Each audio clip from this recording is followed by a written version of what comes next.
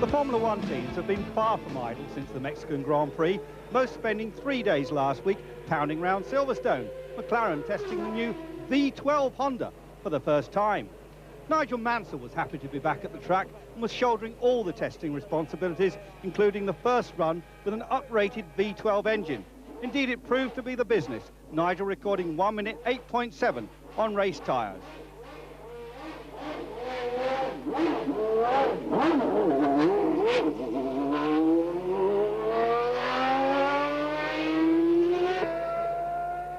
After some impressive, if sparky laps, the motor let go and the car had to be towed back to the garage.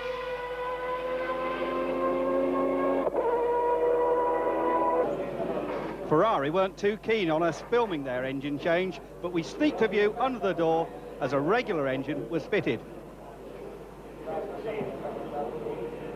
Meanwhile, a relaxed Nigel took time out to tell the British press about the latest developments. Subsequently, he wrote their headlines with a demon 1 minute 7.9 lap.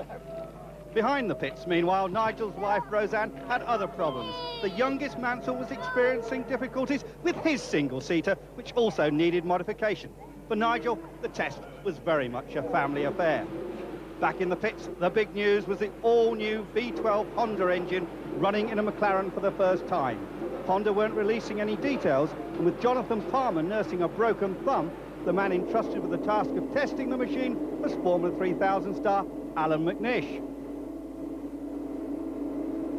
McNish won the Formula 3000 race at Silverstone earlier this year, but it is a sign of the esteem the Scotties held by the McLaren team that he was allowed to test the car.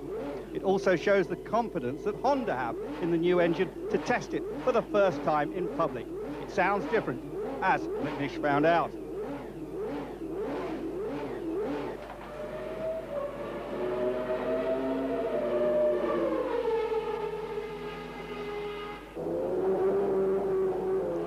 Out on the track, the car looked just the same as the winning V10 machine.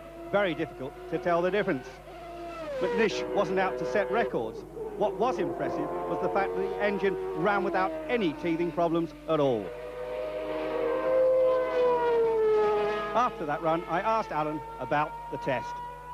Yeah, it's a great honour to be entrusted with the new Honda V12 engine. For me, it was a little time ago since I drove the V10, so I can't really make very many comparisons between the 10 and the 12. But it's went without problems today. It's run all morning, and it's sounding very, very sweet music to the ears of any racing enthusiast. As the test continued, I asked team boss Ron Dennis when the new engine would first be raced.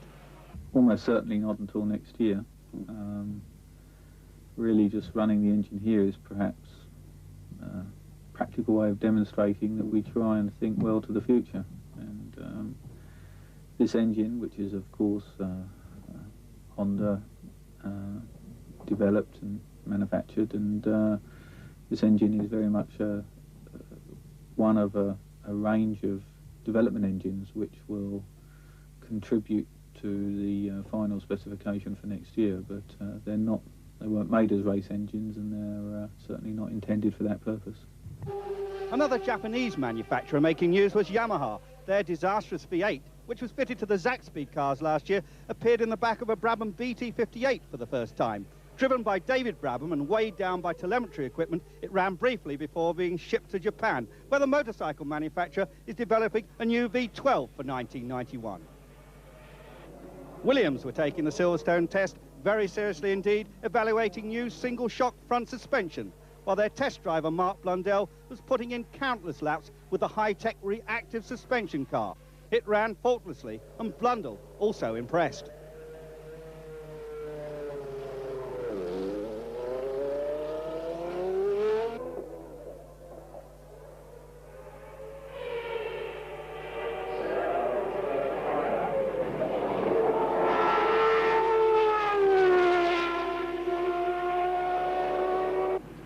Meanwhile, close to the front gate of Silverstone, Eddie Jordan's team were working away on their Grand Prix car of the future.